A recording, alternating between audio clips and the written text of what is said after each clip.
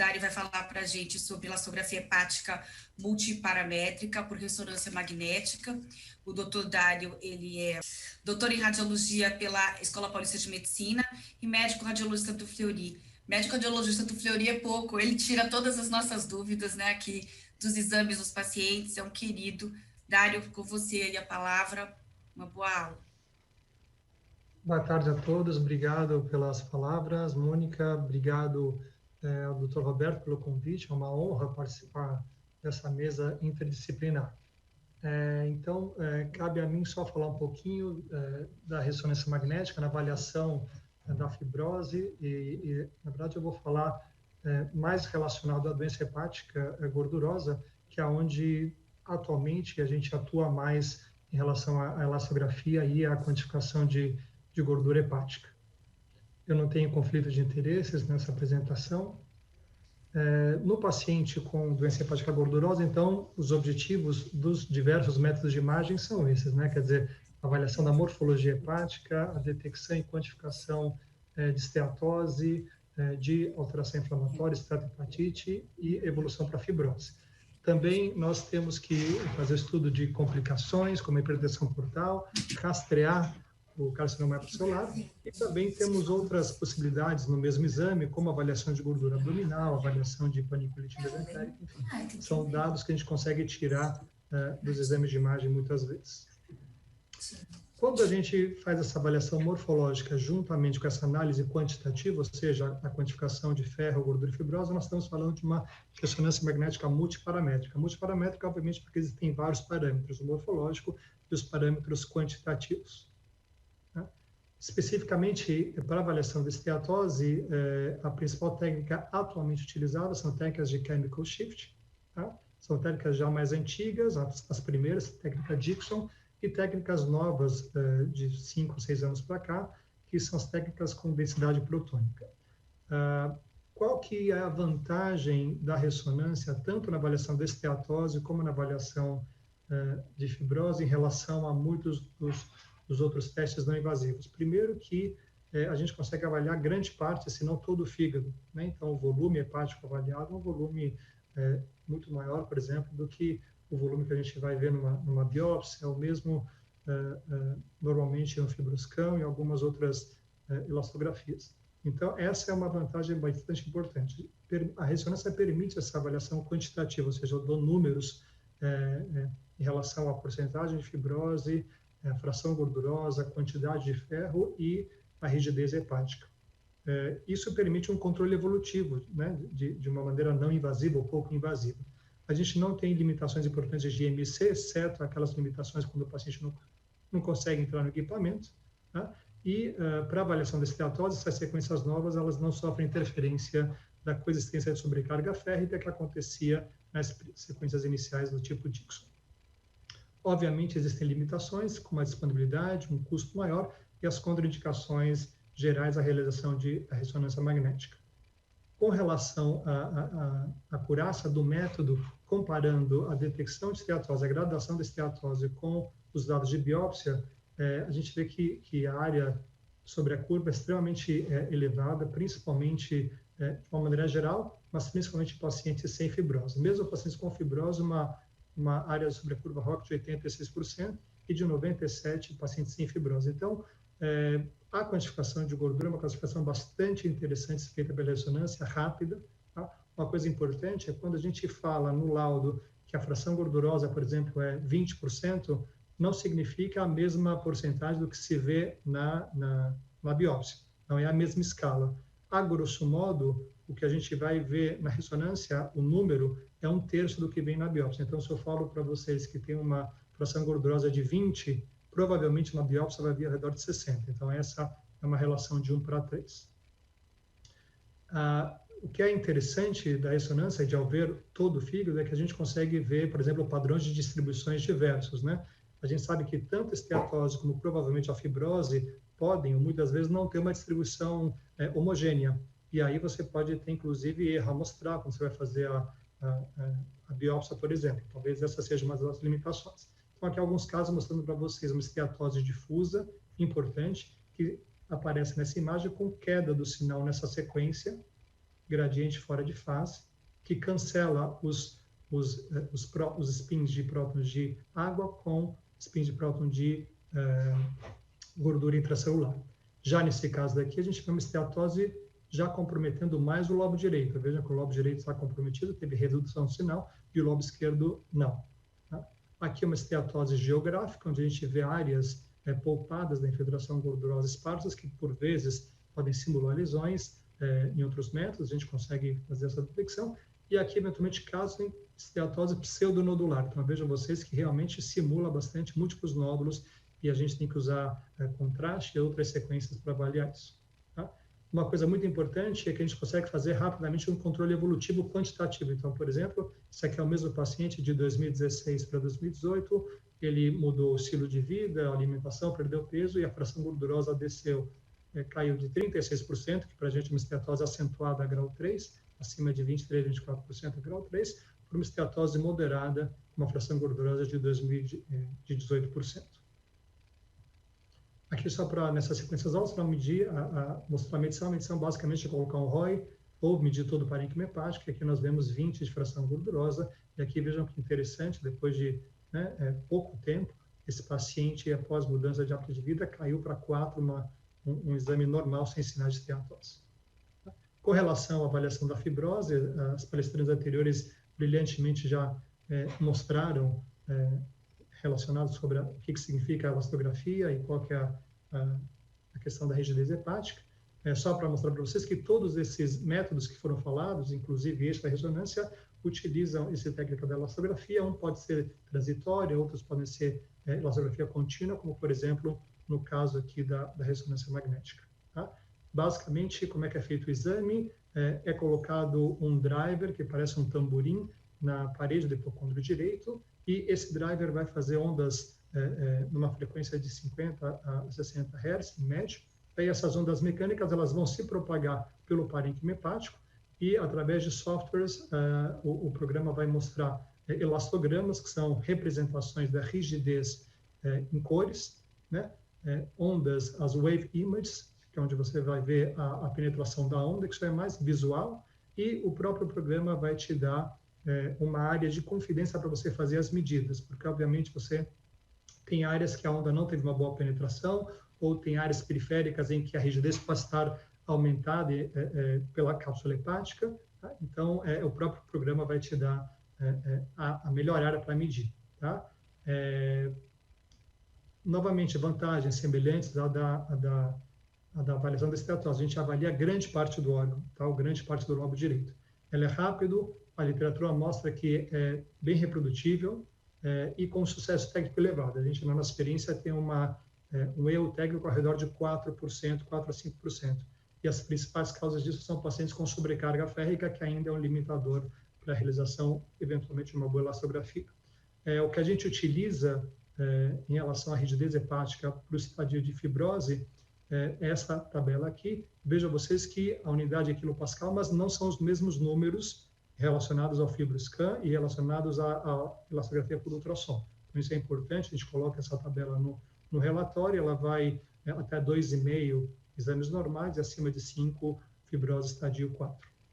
E aqui interessante, né, que a gente vê as ondas se propagando, tá? E esses aqui são os elastogramas. Então, o elastograma, você colore esse padrão aqui, quanto mais roxinho é normal, rigidez normal, e quanto mais vermelho, aumento da rigidez. Então, visualmente, a gente já consegue ver que esse paciente de baixo tem uma rigidez muito superior ao paciente de cima, tá?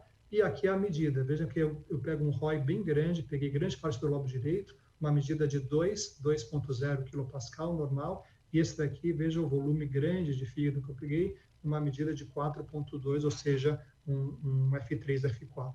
Tá? Então, essa é uma coisa interessante. Em relação aos outros métodos apresentados, a ressonância tem mostrado uma performance bastante interessante, com uma área sobre a curva ROC superior para a distinção dos diversos graus de fibrose e também naquela área entre F2, F3, F3, F4, com uma área sobre a curva ROC superior aos outros testes que foram descritos, tanto testes de imagem, como elastografia e fibroscan, como também, eventualmente, aos testes sorológicos. Quais são as desvantagens, novamente, da elastografia por ressonância? São as mesmas, né, que a gente viu para a esteatose, basicamente um maior custo, uma menor expansibilidade. O tempo de exame é um tempo que varia de 15 a 30 minutos, dependendo se a gente vai utilizar contraste intravenoso ou não. E as próprias contraindicações da ressonância. Especificamente pela elastografia, como eu falei para vocês, ela é limitada em casos onde há acentuada sobrecarga férrica, que não é a maioria dos casos de pacientes com doença hepática gordurosa, onde as sobrecargas férricas são normalmente discretas. Então, quando a gente fala numa ressonância multiparamétrica, nós estamos vendo isso, a avaliação de gordura, de ferro, da presença de aumento da rigidez, que pode me falar em relação a fibrose ou inflamação, a morfologia do órgão, a avaliação de hipertensão portal, por exemplo, aqui com colaterais importantes, pesquisa de nódulos suspeitos para carcinoma epicelular e mais vários outros parâmetros, avaliação de sarcopenia, por exemplo, ou avaliação da distribuição de gordura corporal em relação à porcentagem de gordura subcutânea versus visceral. Existem várias outras coisas que nós podemos ver. Aqui é só um caso para exemplificar, um paciente com esteatose importante, redução do sinal aqui na sequência gradiente, e aqui é uma densificação difusa da gordura da raiz do mesentério, que é uma inflamação, uma paniculite mesentérica, e descrita isso em paciente com síndrome metabólica, né, uma alteração inflamatória da gordura visceral. Eventualmente a gente pode diagnosticar isso também. Eu vou mostrar rapidamente alguns casos, só para exemplificar, casos do dia a dia, o que a gente pode ganhar com essa avaliação multiparamétrica. Então, aqui é uma paciente de 21 anos, feminina, que tem um fígado extremamente gorduroso, né?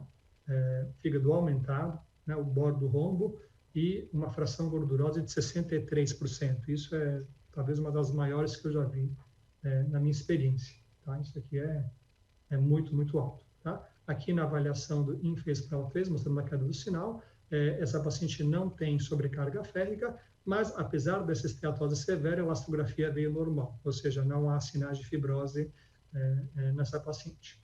Já esse outro caso, nós vemos um fígado com uma morfologia preservada, só um bordo rombo, uma esteatose, uma fração gordurosa de 32%, que já é uma esteatose acentuada ao grau 3, sem sinais de sobrecarga férrica, mas já com uma elastografia um pouco aumentada, uma elastografia entre 2,5 e 3, é uma zona cinzenta, que significa que não há fibrose significativa, mas que, dependendo dos outros dados, já pode me dizer que existe um grau de inflamação, ou seja, seria uma esteatohepatite. Então, quando eu vejo uma elasto acima de 2,5, e abaixo de 3, eu tenho que juntar com os outros dados. Tendo essa paciente uma esteatose importante, isso normalmente significa que é uma esteatohepatite. No entanto, eu consigo afastar a presença de fibrose significativa nesse caso. Esse outro caso aqui mostrando um fígado um pouco alongado, a presença de um nódulo que tem características de hemangioma, então um nódulo benigno. Esse outro caso mostrando, então, uma esteatose importante, 30%, sem sobrecarga férrica, tá? E aqui a avaliação, a elastografia já, uma elastografia maior, então com um F1, F2. É interessante mostrar que esse fígado daqui, ele é fígado que não tem uma alteração morfológica evidente. O paciente de 61 anos, esse fígado passaria normal, talvez só aborda um pouquinho o rombo, né? Só que aí a elastografia já mostra, né, que uma elastografia aumentada que já tem uma fibrose F1, F2. Então, mostra o ganho que a gente coloca junto dessa avaliação quantitativa na avaliação morfológica. E aqui a avaliação da gordura visceral do paciente, que tem predomínio de gordura no subcutâneo. E aqui um fígado já crônico, com bordos irregulares, né? Aqui a gente vê o elastograma, como essas áreas vermelhas são áreas bastante rígidas, né? Aqui a gente pode fazer também a volumetria hepática e, obviamente, estudar o restante do abdômen, a questão da hipertensão portal, de varizes e shunts.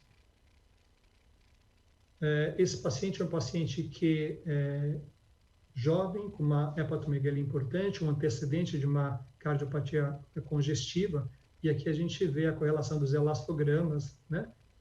E a gente vê que no paciente, na anatomia dele, ele tem sinais de hepatopatia, no entanto, o parênquima é relativamente homogêneo. E a gente vê aqui nos elastogramas em que a rigidez hepática tem uma distribuição heterogênea. Então, nesse caso, por exemplo, o paciente apresenta áreas de rigidez muito mais na periferia do órgão do que dentro do órgão. Tá? Isso é bastante interessante, quando a gente mede, a gente vê variações importantes no mesmo lobo. Né? Então, por exemplo, aqui foi de 4,2 para 5,2, então, às vezes a gente fica na dúvida e, assim, nós fazemos um volume grande, uma média, e quando há essa heterogeneidade, nós realmente referimos áreas variando de tanto a tanto. E é importante fazer uma correlação isso com, eventualmente, o local onde esse paciente fará uma biópsia, caso necessário, porque a gente precisa avisar aonde está a área mais fibrótica, a área mais enrijecida, para ter uma tentativa de melhor correlação. Esse paciente é um paciente de 44 anos, com dislipidemia, diabetes tipo 2, é o paciente do dia a dia de vocês no consultório, ele muda o estilo de vida e volta depois de um ano para fazer o exame controle. Então, ele saiu de uma fração gordurosa de 28%, caiu para uma fração gordurosa de 13%, e o bastante interessante é que ele tinha uma elastografia alterada, uma elastografia com 3,5, que já é F2, F3 quase, e voltou para uma elastografia não totalmente normal, mas certamente uma elastografia que não mostra fibrose significativa. Isso aqui é F1, F2 no máximo. Tá? E isso é interessante porque você mostra para o paciente, ele consegue ver, consegue visualizar essa melhora dele. Tá? E esse paciente também, todos os índices de laboratório melhoraram, obviamente, diminuiu LDL, triglicérides, PGP, insulina, ferritina, enfim, isso foi bastante interessante essa correlação. Finalizando, umas palavras sobre técnicas avançadas, que ainda a maior parte delas são work in progress. Nós temos imagem funcional, imagem metabólica, imagem molecular por ressonância e a radiômica. Só para mostrar, quer dizer, hoje em dia a gente já consegue fazer isso. Isso aqui é a utilização do contraste hepatoespecífico, que é o Primovich no nosso meio, que é um contraste que tem excreção pelo hepatócito, cai na via biliar, então eu vejo a via biliar contrastada, e agora eu consigo medir pré e pós-contraste, fazer vários índices que se chama mapa T1, e a literatura já mostra que a gente consegue predizer há uma correlação entre a função hepática e o score de Child. Então, é bastante interessante essa imagem funcional, que a gente consegue avaliar a reserva funcional do órgão. Imagem molecular é uma coisa ainda bastante nova, ainda bastante estudada, ainda não está no dia a dia, mas basicamente, por exemplo, pacientes com neoplasias, com carcinoma hepatocelular, você pode utilizar PET-CTs, PET-RMs, manipulando o sangue do paciente, incluindo radiotraçadores que, por exemplo, não são normalmente pegos pelo músculo ou pelo cérebro, para tentar achar metástases pequenas desses tumores. Finalizando, todos esses dados, esse conjunto de dados, eles podem ser avaliados de maneira matemática. Né? Então, quando a gente vê a morfologia, análise quantitativa, nós vemos a ressonância multiparamétrica. Nós adicionamos essa avaliação da função, do metabolismo e da imagem molecular. E com algoritmos de inteligência artificial, de deep learning, você tem se conseguido extração de todos esses dados quantitativos para outras variáveis matemáticas que mostram o tipo de lesão, o tipo de alteração, mas que não são visíveis na análise qualitativa. Ou seja, a gente não consegue ver isso na imagem, na morfologia, mas tem todo esse painel de dados, por exemplo, entropia, curtose, histograma de pixel, isso tanto para doença difusa como para doença focal, por exemplo, para nódulos hepáticos. E é isso que se chama hoje de radiômica, que é o que está em voga na radiologia, ou seja, ao tentar pegar todos esses dados que o exame de imagem te dá. Isso pode ser feito por outros exames de imagem, ultrassonografia também, tomografia também, mas ressonância talvez é o que tenha mais, um número maior de dados, e eu acho que por aqui que a gente vai ter dados bastante interessantes. E o que se faz também é, quando você tem, por exemplo, um nódulo hepático, uma biópsia, você vê todos esses dados que você tem da radiômica e também estuda as alterações genéticas na biópsia, na peça, né? E aí você faz vários painéis, você juntando a radiômica com essas alterações genéticas, com estudo de alterações genéticas, você cria a radiogenômica. Então, a gente vai ver cada vez mais o desenvolvimento nesse sentido. Acredito que em alguns anos a gente vai ter isso mais na prática clínica. Tá bom? E aí, por que isso é importante? Porque isso vai fazer com que a gente consiga, né, já conseguimos muitas coisas, mas essa medicina de precisão, né? Ou seja, eu vou conseguir personalizar os achados desse paciente. Então, eu posso falar para esse paciente que ele tem um HCC mais diferenciado, menos diferenciado, isso tem impacto no prognóstico, isso tem impacto na decisão do tratamento. Então, todos esses dados vão fazer com que essa medicina de precisão, medicina personalizada, a gente consiga dar resultados melhores para o paciente. Eu gostaria novamente de agradecer o convite, eu vou deixar aqui os meus dados de contato e fico à disposição para eventuais perguntas. Obrigado.